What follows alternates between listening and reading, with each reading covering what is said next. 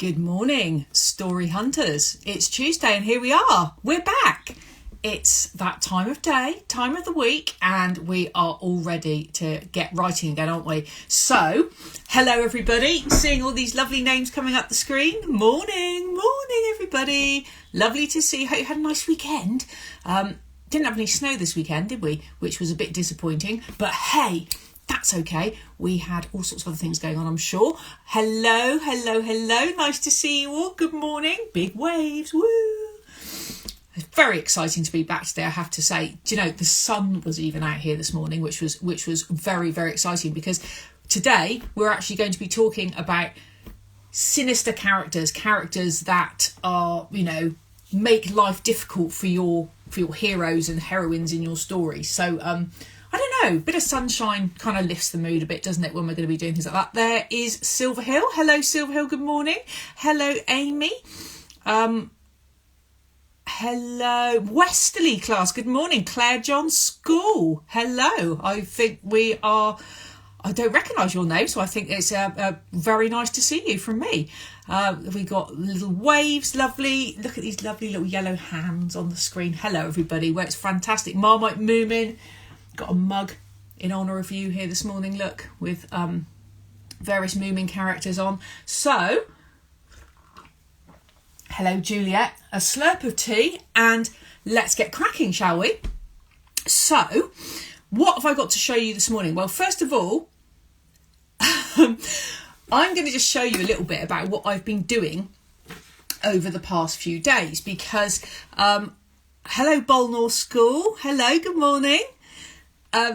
Sorry, I'm getting distracted now by all these things came up on my screen. Right, Emma, concentrate.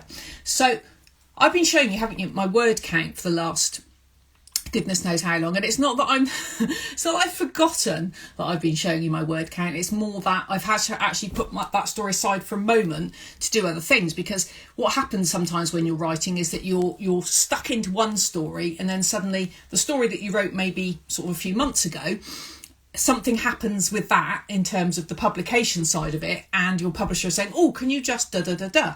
So, let me just show you a minute what I've been doing this weekend. So, this here, remember I showed you, I think it was last week, some books that I said to you, or they're called proof copies, because they're, before they've been proofread, they're the things that often booksellers will see, or reviewers, and they haven't got the proper cover on, and da-da-da-da-da. Well, these are here, this big wad of paper, and this is only half of it, because this is the half I've actually read. This is what's called the proofs. So these are even before, well, actually, no, they're not. They're after it's been made into that proof copy. This is the absolute final copy that I then have to check, and so does a professional proofreader, before it goes to the printer and gets made up with its proper cover, which will then appear in bookshops. So this book here, this is my next book that's coming out in September. And it's been a long old wait for this book, because this book was supposed to be coming out in October last year. But because of, you know what, and various things like that, we thought, no, let's hang on, let's wait until the bookshops are going to be open and let's do it properly. So the week, excuse me, the week at World's End is my next book. And if I, excuse me, if I just show you, I might treat you to the very, very first page.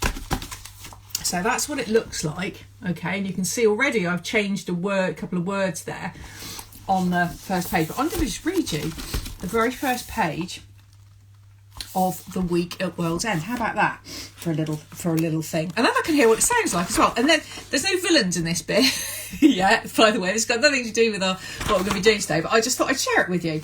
So here we go. Chapter 1. And this is what happens. It's day 1, and there's a newspaper headline there, like that, which says, US President warns Cuba missiles could lead to war. And the date is Tuesday, the 23rd of October, 1962. So, chapter 1. It was after tea on a school night when I found the dead body. I'd gone to the shed to fill up the coal bucket, which was as good an excuse as any to escape our kitchen for a moment's peace. Being a Tuesday, we'd just had pie and mash for tea. And being a day with a Y in it, my big sister Bev was arguing about why it wasn't her turn to do the dishes. Our terrier, Flea, an excellent listener, was waiting patiently for any leftover pie. And all Mum did was turn the radio up louder. It was that new Beatles song again, the one that went, "Love, love me do," which with the clatter of plates even, and the smell of mashed potato was giving me a headache. Outside the evening was inky black, the air had a bite of frost to it, and the only sounds were the distant hum of cars and next door's water gurgling down the drain. I stood for a moment enjoying how peaceful it was not to hear Bev yakking on, or the radio playing hit song after hit song, because Mum, who hated silence, had barely switched it off since Dad died. I went down the 2 steps to the shed and opened the door. It was only then that I turned my torch on. I was checking for spiders mostly, and certainly wasn't expecting anything else to appear in the torchlight. But it did. Something woolly and green. A bobble hat. Okay, right, there you go. So that's the opening page of The Week at World's End. So 1960s, they just had their tea. Stevie, that's the main character, goes out to the shed to fetch the coal and finds something completely unexpected in the coal shed. It is a head of somebody. Well, it's a hat actually, with a head obviously in the hat. Okay, so there you go. So that's what I've been doing. I've been checking through that and making sure that there aren't any spelling mistakes, or if there's anything I want to change very quickly. And I'm also having to write another little chapter at the end of it as a special edition for the bookshops. So yeah, there we go. So that's what I'm been doing this weekend. Right, moving on then. So here's our notebook. It's all our special little things we're going to be doing in here this morning. So villains. There we go. Villains. So the purpose of a villain in a story. I expect you kind of know. Why are all the dads dead? That's a good...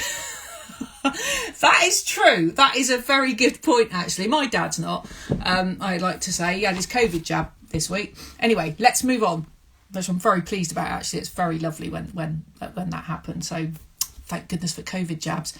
So I mustn't get distracted. I must tell you what we're going to do about villains. So when you think about villains in a story, they're usually there for a reason, and not every story has what you would call a recognisable villain in it. So you might think, well, what about something like, I don't know, Godzilla or Jaws or something like that? And sometimes your villain, or the bad thing that your character is trying to battle against, could be a thing, an animal, could be something like in the Somerset tsunami. It's the sea to an extent. So it could be a natural force that they're battling against, or it could be a person, and that's probably what the type we're sort of more familiar with.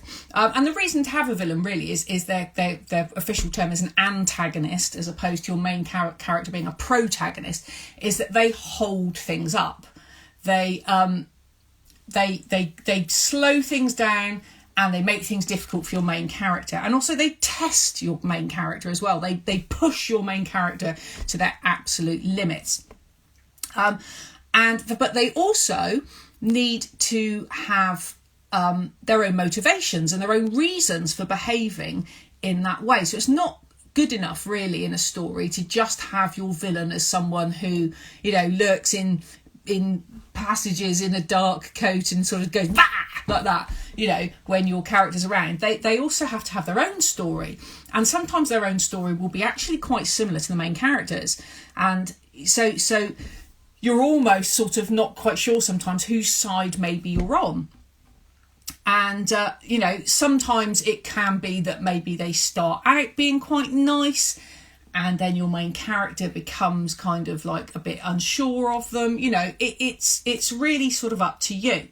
So what we're going to do first of all, then, we're going to think about what villains we kind of are quite familiar with. So I want you to think. So this is where you need to get your pens. Okay, so pens at the ready, paper at the ready. I'm going to ask you some quick questions.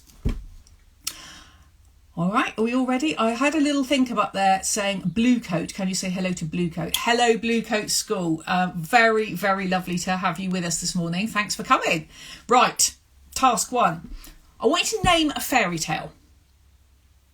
So think about, it could be Red Riding Hood, could be Sleeping Beauty, could be Cinderella's, well, we know. But name a bad guy. Name a bad guy or bad person in a fairy tale. Okay. Number 2. What is it that the villain in that story does that makes them a villain? Okay, so that's the second thing I want you to think about. So what's the second thing? The second question is, what is it that the character does that makes them the bad character in that fairy tale? So do they, I don't know, weave spells? Do they want something? Do they cause harm to someone? Do they poison them? What do they do that makes them a bad character? And number 3, so our third thing to think about is, why do you think that character is bad? What is it that's motivating them? Because there'll always be a reason. So yeah, we've got a lot of kind of Snow White coming up here. What is it in Snow White that motivates the evil queen? And Aladdin, what is it that motivates that character to want to control the world? So think about that. Why is it? What is it that's motivating them? What are they scared of? What are they kind of trying to achieve? Because there'll always be a reason why that character's behaving in the way they're behaving. Okay, so once you've got your head around that, you've got a sort of a very quick idea of how a villain works in a story. Now, bear in mind that if the villain isn't a human, then that kind of makes it a little bit more complicated. But let's start with humans, because that's quite interesting. But it doesn't have to be. Okay? And even in a story like, I'm trying to think of one now, but where the main character isn't human and is maybe like a monster, there are moments in those stories where there's almost this kind of sympathy for them, because you sort of start to understand why they're behaving in the way they're behaving. Okay, right, so good, some lovely ones coming up here on the page. Voldemort tried to kill Harry Potter. Okay, think about why he tried to kill him, why is he worried about Harry Potter, what does he want to achieve? What else have we got here? The wolf eats the grandmother. She does in Red Riding Hood. That's absolutely right. And think about why the wolf does that.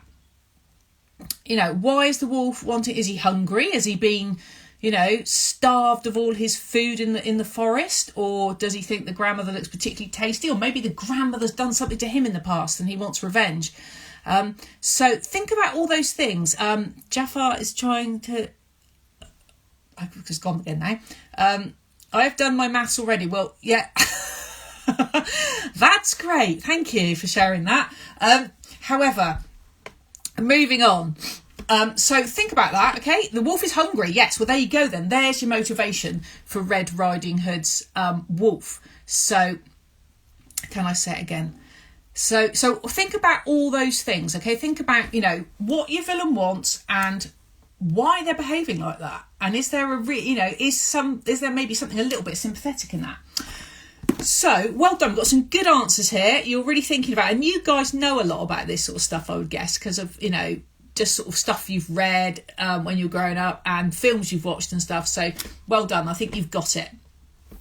Okay, so what I want you to think about now is I'm just going to show you some examples in books of what we're talking about, this idea of characters who are quite evil. Now, one of you's mentioned this character already because she's a really good example of a villain, and it's in this book here, Northern Lights by Philip Pullman. Somebody's mentioned Mrs. Coulson. Now, you might know this again from the TV series His Dark Materials, which is has been on telly quite a lot recently.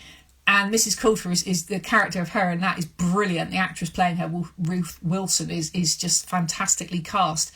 She's this sort of combination of very charming and very personable, and the sort of person you really want to trust. But actually, there's a lot going on beneath the surface.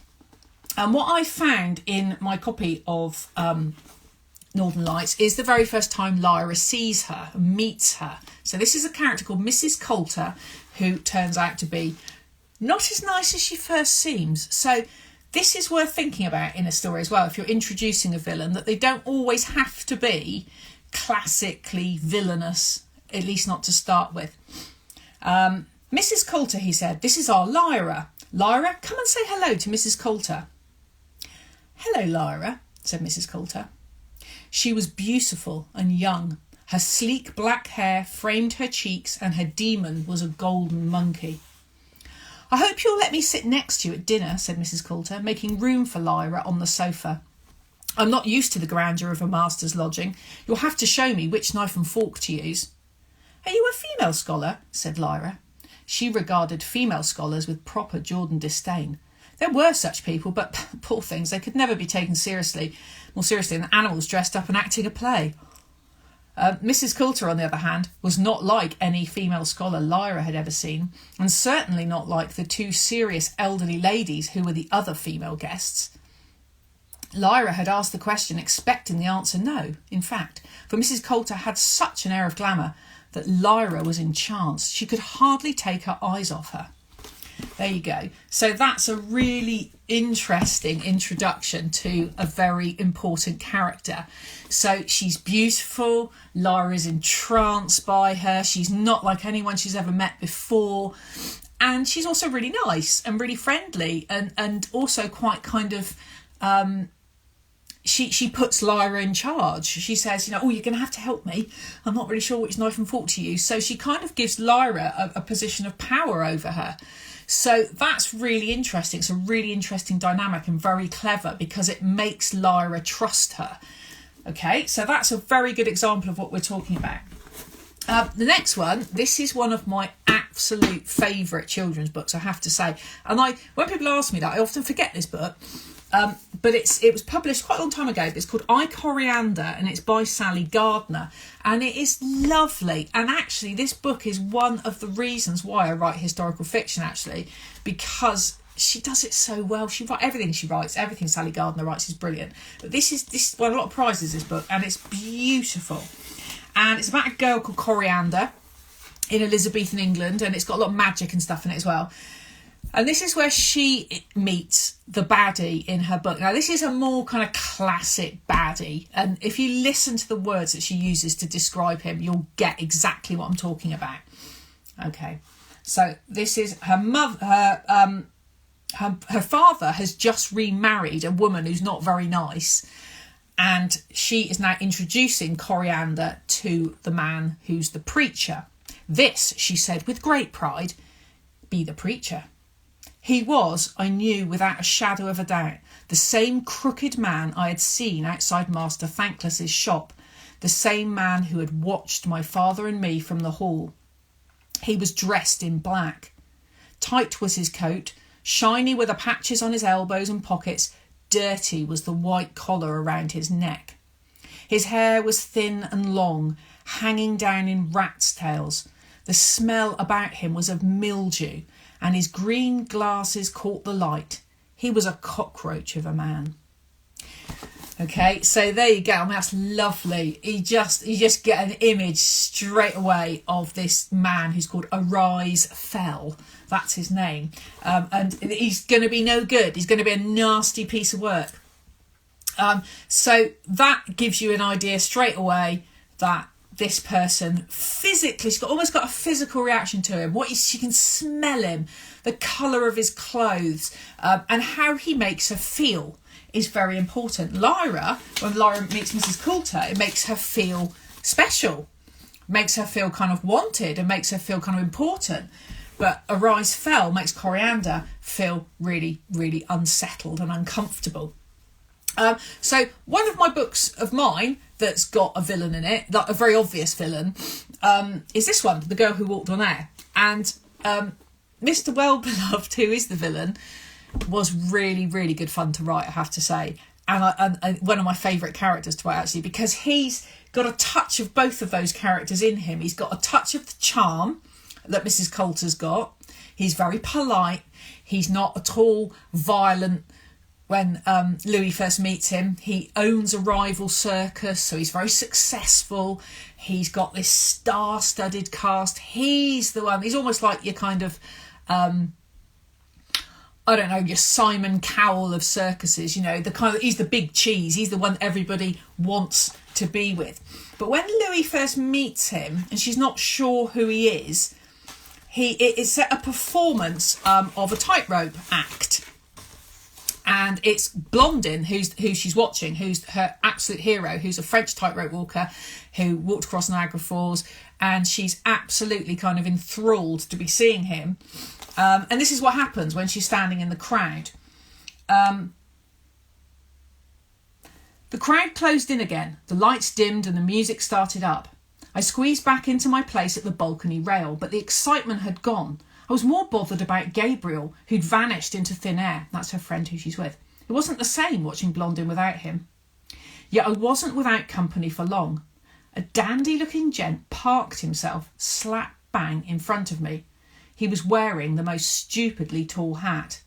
"Excuse me, sir," I said, for I now couldn't see a thing. The man ignored me. He was looking up at the platform where Blondin was about to appear. I tapped him on the shoulder. "Mister, your hat." He didn't turn round. I tapped harder, irritated. Any minute now the show would be starting again and there was no other space to stand. "Oi, mister, your hat's like a blinking church spire and I can't see round it."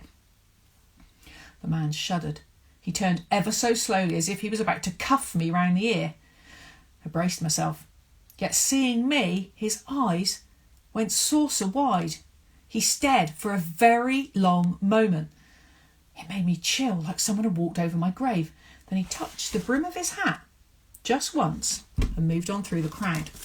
Okay, so he is, she's annoyed by him first of all, and then finds him intensely, scary actually, and it kind of builds from there. So all those things I want you to think about, okay? All those when you're creating a villain. Okay, we're going to have a go now because it is 22 minutes past, which means we are galloping towards the finish line already, like we do. So what I want you to think about here, this is pen time, all right? Pens at the ready, bits of paper. I'm going to show you some pictures.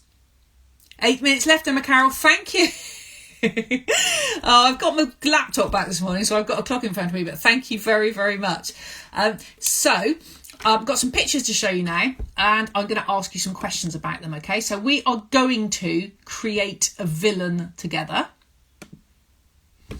And if you're ready, I'm going to show you 3 pictures, all right? And each picture has got 3 questions that go with it. So, I wish it went on to 11 as well. Aren't you lovely? The end is nigh. How cheerful.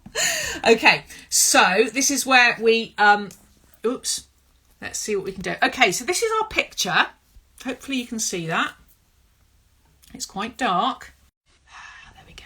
Okay.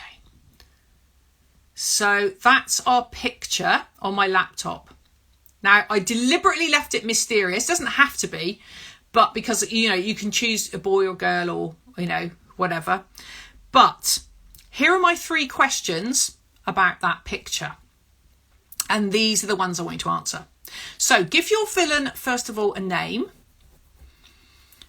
And it might be a very normal name. Okay? Because Mrs. Coulter is a pretty normal name. Mr. Wellbeloved actually makes you think, well, he sounds quite nice, doesn't he? And actually, he's not at all. So think about what his name is, or her name is. Okay? And, it might be surprising. Then my second question to you is, what's their profession? So what do they do? What's their job? Now, it might be that they're at school. That's a good name. Emile Pastel. It might be that they're at school. It might be that they, what do they do during the day? It might be because, even if they're very, very busy being a villain, it might be that they've got a cover. They've got a job that they do during the day that kind of makes them appear quite normal. Okay, so, or it might be that it's, part of what they do. So what is their job? how do they make money, or what do they do during the day? Doctor. Oh, that's nice. A gardener. Very interesting. Okay, I like that. And my final question on this character is, what's their favourite outfit? So if they're, getting themselves ready to go and do something special or specially villainous, what would be their favourite outfit? What makes them feel really kind of special or important?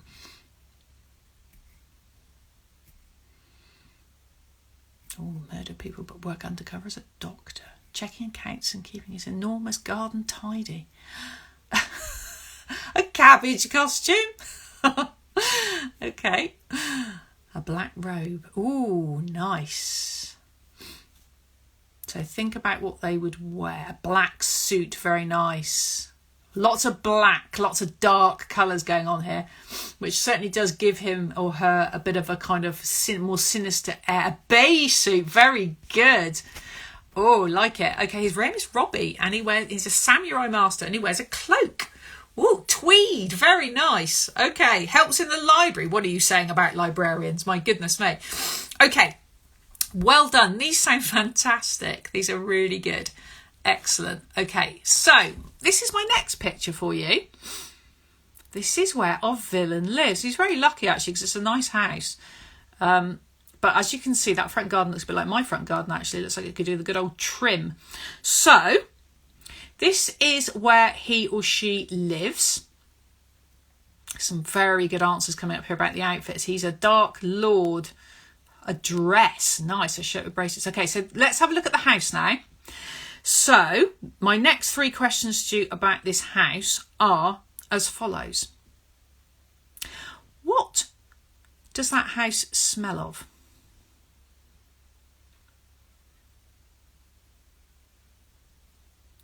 Okay, so if you were to go into that house, what does it smell of? That's his kidnapping house.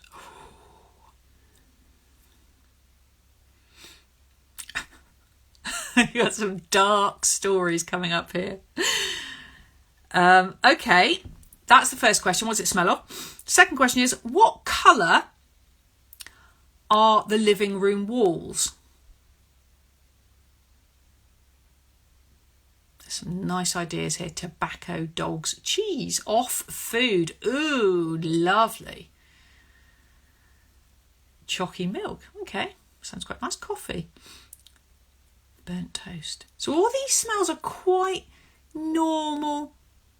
Well, not all of them actually. Old books and ashes. There's some very atmospheric. I love it. I love the idea that you've got him as sort of quite normal, but there's like a hint. Almost like the more normal he is at the start, the more weird he becomes later, or she becomes. That kind of, that's good. Okay, so colours, the living room walls painted.